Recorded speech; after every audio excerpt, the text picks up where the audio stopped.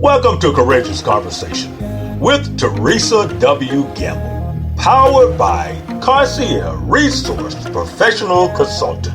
Courageous Conversation is a diversity, equality, exclusive initiative. It's a gracious space for a meaningful discussion about culture, life, business, work, learn, live, worship, and play. Greetings and welcome, everyone. This is your host, Theresa W. Gamble, Courageous Conversations, always coming to you with the updates. But this particular podcast episode is about news that we can use in the Jacksonville, Florida, Duval County area. However, it may be transferable to your area. We will make sure and see from our special guest that we have today, the amazing Angela B Tompkins. She is working with the Northwest Jacksonville. They are hosting this amazing information community forum that's coming up on July 21st. It's the Family Wealth Building Project. I know lately with this pandemic, we need to really have these conversations. And I am so glad that Angela reached out to me and shared this event. And I've found it befitting to make sure we bring it to you. So welcome to the Courageous Conversations, Angela. Thank you. Thank you for inviting me. I'm so excited to be here. I appreciate you.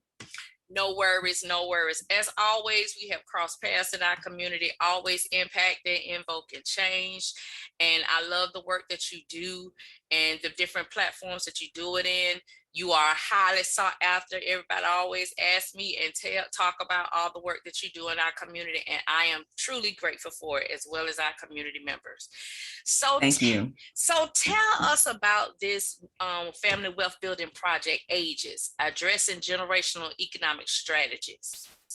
Yes, ma'am, I sure will. We are excited at Northwest Jacksonville Community Development Corporation. We're being led by Paul Tutwiler, who is our CEO and has actually been doing this type of work in the community for more than 20 years. We were recently blessed with the opportunity to serve our community in another way. In light of all of the things that are happening with real estate, land transactions, and the pandemic and the effects of those things, it was important that we reach out to find ways to help our communities in ways that they have been overlooked before. So what we have is a relationship with LISC, a local funding organization, and the city of Jacksonville, another funding organization for us, that provided us with monies to be able to help families in the Northwest Jacksonville community to maintain generational wealth. That's a big term, but more elementary stated. It is the ability to keep your finances within your family and to teach your generations how to maintain control of that. So, Theresa, what happens here is there are horror stories of people who lose their homes to taxes or who lose their homes because they need repairs done and they're not the rightful owner. And so what NJCDC has been able to do is come in with partners such as Three Rivers Legal Services and provide the legal help that is needed to get these things straightened out. Most of the time, it is free to the community members that respond to our call. That is amazing, because I have heard horror stories too, as well, about people losing a home, trying to get repairs done, and they don't have evidentiary proof that they own the property. So with that being said, for an individual who is going through this, what is the first steps that they need to take, or how would they, what documentation do they need to have even have you all to assist them with this? Most often, they don't need anything. They just need to contact us. As you mentioned at the beginning of the broadcast, we're having a community forum on July 21st at the Mount Calvary Church over on Kings Road. And so we just ask people to attend and hear what we're putting out there as far as information to determine, yes, they do need our help, or yes, in a lot of other cases, I know somebody who needs that help. So point in case, there was hurricanes a few years ago. NJCDC was provided funds to help uninsured or underinsured homeowners get repairs. The saddest thing happened was there were people living in homes that absolutely without question needed repairs, but because they weren't the titled owner, there was absolutely nothing that could be done. So that home went unrepaired. And in the community that we're speaking of, not repairing homes leads to blight, which leads to other things, which leads to decreasing property values, not only of the home of the individual we're speaking of, but the homeowners who live in the immediate vicinity of those homes. So The answer to your question first is they don't need anything. Need to contact me. My email address is listed here. Come to this forum, give us a call at the office. I'll provide that number later on, but just let us know that you think you may need help. And that's where the ball starts rolling. Oh, wow. That's good. Because most people are concerned if they don't have the evidentiary proof of ownership that they can't get the assistance. So that's great to know that they just come as they are, and then you all help them navigate that space. That is amazing. Absolutely. So it was something that you said that about the hurricanes. So for those who wind up, I'm quite sure they wind up losing their homes. What happens to them? Do do they still retain residency, or do they have to uproot and go somewhere else? Or does what's going on now with all these investors that's coming into the community buying up these properties? And I'm glad that you said that. And so in answer to what happens to a homeowner who is not the title owner and cannot get the help, that's exactly what this program is about, to help get the probate done of the previous generation. So sometimes our legal partner has had to go back and do several probates on one piece of property. It gets diluted when there are blended families and there's a decedent owner, and then you've got heirs on both sides, and it definitely requires legal intervention. So for a person who ends up in that situation, that's who we need to talk to, because we need to help them do whatever they need to do so that they can become the title owner, so that they can have access to funds to repair homes. Even if we're outside of the window of the grant that we use to repair for that hurricane, there may be other opportunities to get some funding for people, but the very first step is making sure that they're the appropriately titled owner of that property. Then you mentioned the businesses that are coming and buying a property. Yes, we certainly want to make sure that along these same lines, we get the property titled correctly so that no one can buy it up for taxes. A smaller part of this grant that we're talking about, Teresa, provides assistance with back taxes. So those are evaluated on a case-by-case basis by us and our legal partner, Three Rivers Legal Services, to determine what, if anything, can be done to help. The travesty or the tragedy of this would be if someone is just sitting there going, I can't believe the help is free. It is most oftentimes free. You just have to come in and have the conversation and be willing to allow us to do the work. I love it. I love it. I'm so glad you said that, because that's the first question I was going to ask. What any out-of-pocket costs or expense it is to the individual, even with all the probate and the legal work that you all are doing. So do they qualify based on their income, or this just, open case-by-case basis? It's open to those individuals that fall that criteria?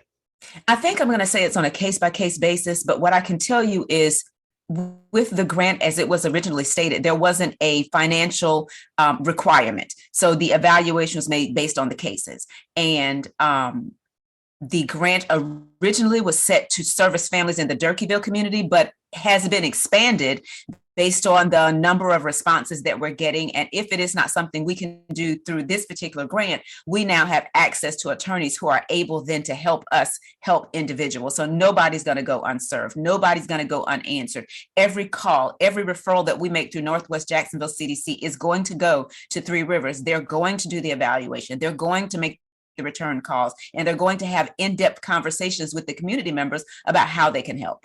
That is amazing. So I love the initiative and the effort that y'all are putting out, but I'm concerned because of the housing crisis and the cost of inflation. Will these individuals have the time and to be able to come meet and talk with you all when most of them are now picking up 2 and 3 jobs just to stay above float? So are you all flexible to work around their schedule? Is something available on the weekends for them, or early in the morning, or something online like this to get access to this help? Yes, we are absolutely flexible. The caveat to that is, if you're interested, you have to have skin in the game. So there may be a time when they won't be able to meet. We won't be able to meet after hours or on the weekends. But what I can assure you is we're going to do everything we can to make ourselves available, as will our legal partners make themselves available to serve the community, because our interest is we no longer want to sit back and watch our community fall apart, or investors come in and sweep up all the property from under us, because we're not being proactive in ensuring that we've got our paperwork in order. That's good. So is it a deadline they need to apply for the assistance, or expiration date? The answer is probably until the money runs out. That's good. And so we've been doing this for a little while now. So we've got people who are currently being served, individuals whose cases are currently in probate, individuals who have more than one probate in more than one county to deal with the property that they're currently residing in. So the answer to the question is, we've got this event scheduled for July 21st. I think if anyone is interested, they need to make their way to that event. We'll provide a Zoom link subsequently for them to attend virtually if they cannot, but the best way to attend is in person, because then you can ask the questions that you need to have asked.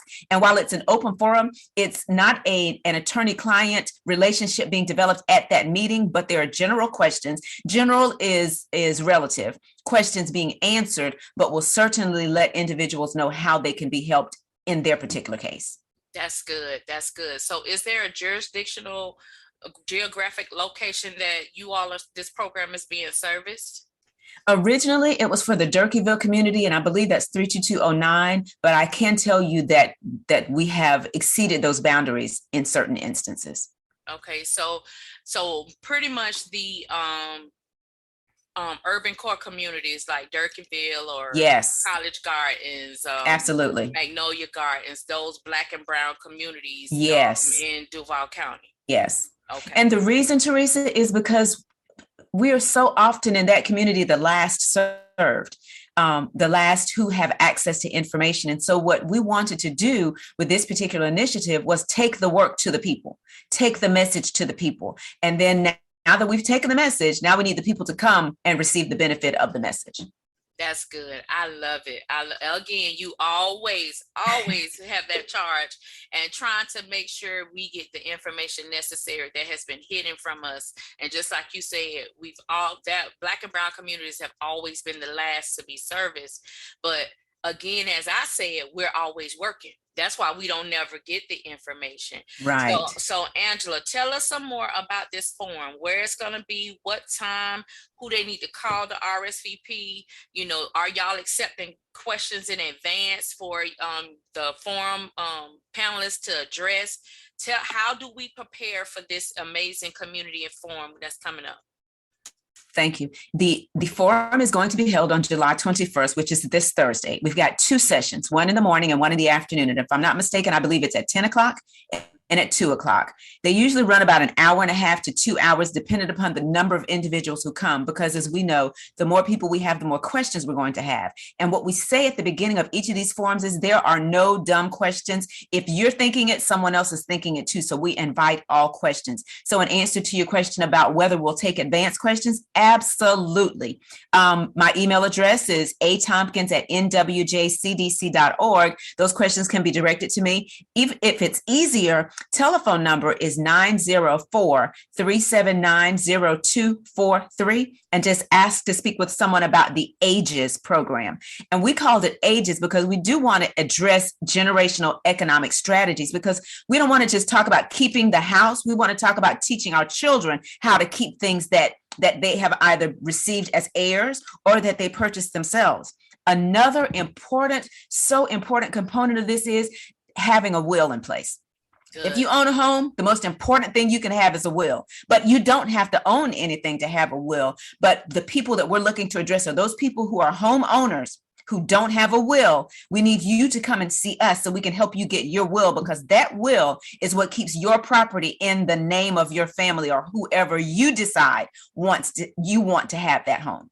That's good. And so the address for the forum is 2360 Kings Road, right in the middle of the north side of Jacksonville, down the street or up the street, depending upon where you're coming from EWU. So we're excited that Mount Calvary has opened its doors and allowed us to allow the public to come in. And it's large enough that we don't have a limit on the number of people. We're going to have refreshments. We've got a couple of partners who are working with us, but we want everyone who thinks you might need this information to come out. Because the worst thing that can happen is you can get the information and not need it. But the best thing that can happen is you needed this information and you didn't know where to go. Here we are. That's what we're here to do. That is amazing. That's amazing, Angela. So besides this program, are there any other family wealth building projects, programs or services you all are doing now currently or planning for the future that our listeners and our viewers need to be aware of?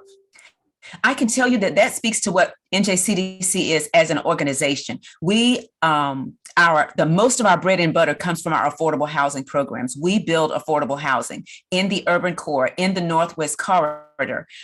We've got this past year, 10 homes that we built. And this next year, we're looking to build 20 more. Those homes are in the north side, but the idea behind that is to bring new housing in to improve the value of the community so that people will not run away from the north side, but come back to the north side to lay down their roots, to build their families, to build more homes, to buy more homes in the community so that people who look like us are buying the homes in our neighborhoods. And not that we're unwelcoming, but I think that a lot of what has driven people away from the north side is the condition of housing. And so at Northwest Jacksonville CDC, we want to change that picture. We also do rentals. We have affordable rentals. Northwest Jacksonville CDC has a rental portfolio of about 80 units. Those are both multifamily and single family units. And so we're out there making sure people have somewhere to stay, that they can afford to live. We also have a crime reduction program. By virtue of a grant from the city of Jacksonville, we do a cure violence program. Ours is called Bridges to the Cure. So we have guys and young ladies who are out doing, working on our crime reduction initiative. And then we're also revamping or rebuilding or lighting another fire under our economic development portion. What we want to do in certain areas, there's an area of the north side that is a food desert. And Theresa, you know exactly what I'm talking about. Yes, ma'am. And I did a paper in law school that it started out with there was no grocery store in the community. And as a result of there being no grocery store in the community, a child committed murder and had to serve life in prison. It's not a true story, but it was an analogy that I made. There's no grocery store. So if you go with me for just 1 second, no grocery store in the community, but at the corner, there's the store where the families who live in that area, because they don't have the grocery store, do their shopping at that corner store. Most likely they're getting sugar and stuff that is not good for them, right? If they get anything at all. So then you have the children of this family who go to a school in the community who are hungry, who a hungry child is not going to learn because they're hungry. And this goes to an analogy in the Bible. You can't bless me with, you can't expect me to hear you if I'm hungry. So instead of me telling this child to learn this lesson, now we've got to figure out how to feed this child. Well, if the child is embarrassed because they don't have food at home, and if I get this food, they're going to know I don't have food, then I'm going to be disruptive in class. Well, if I'm disruptive in class, I'm going to get kicked out. If I get kicked out of school, the most time the kids get in trouble is when they're not in school. Exactly. And what are they going to do? Something that we're tagged differently than a lot of other people. So this child gets arrested for something and gets an exorbitant sentence, and now he's out of the home. We don't have a grocery store in the Northwest corridor in the community. So part of what NJCDC is looking to do is find a way to get a grocery store over there. So we erase all of these bad things that are happening. And so NJCDC is intimately involved and connected with the community that it serves. And I can tell you that Mr. Tutwiler, again, has been doing this for more than 20 years, and he knows his neighborhood. He knows the community, and they rely on him. They complain to him, they fuss at him, but they know that he's going to listen. And so that's how we were able to come up with this A.G.E.S program, because there was a very important need for us to address the economics of the members of our community. That is amazing. I love it. I love all the effort and initiatives, and I wanted you to expound on it because this, the A.G.E.S project may not apply to certain people, but there may be other services that you have and programs that are available that may help others, especially with the housing issue. You know, recently they talk about persons with disabilities. They're being priced out of their home. So they're looking for somewhere to stay. And knowing that your program, Northwest Jacksonville, your organization is doing that, have the rentals and the home ownership, that is a breath of fresh air. And mainstream, our local mainstream media is not giving enough coverage to it. So I'm happy to be able to highlight that here today. But again, ladies and gentlemen, we're talking to Angela B Tompkins, JD. She is with the Northwest Jacksonville CDC, and they're hosting an upcoming community forum about addressing generational economic strategies. That means if you have own a home that has been left to you by your older elders in the family, and you don't have the title ownership to it, you don't own it, you need help going through probate to be able to keep and sustain the property. If the property needs repairs, you need to be in the place on July 21st, either 10 a.m. or 2 p.m. at Mount Calvary Baptist Church at 2360 Kings Road, Jacksonville, Florida, 32209, down the street from Edward Waters University.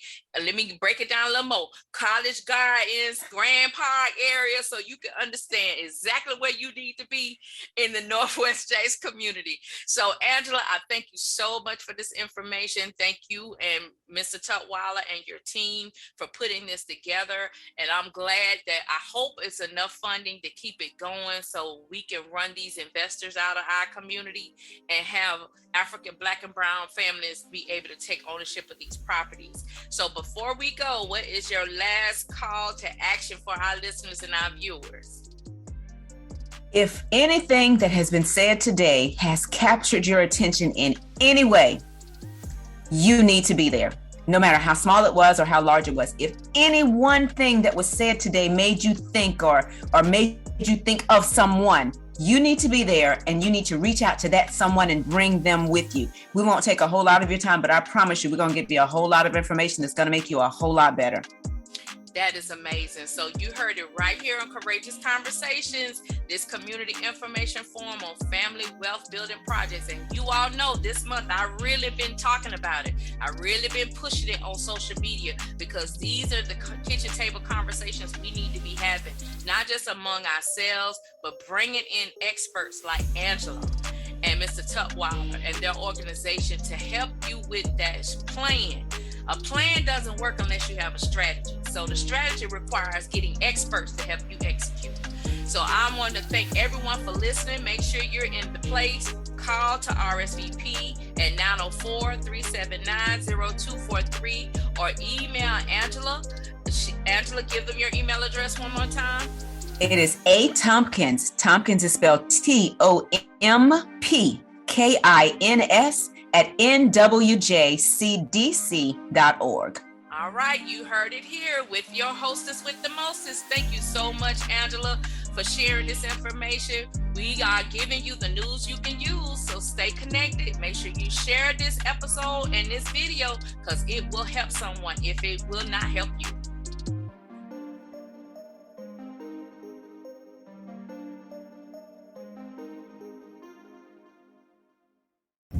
You've been listening to Courageous Conversation with Theresa W. Gamble. Courageous Conversation is powered by Concierge Resource Professional Consultant. Be not weary in well-doing. You shall reap if you faint not. Galatians 6:9.